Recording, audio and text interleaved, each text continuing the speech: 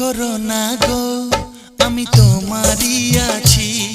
এ জীবন মরণে আমি তোমায় ভালোবাসি।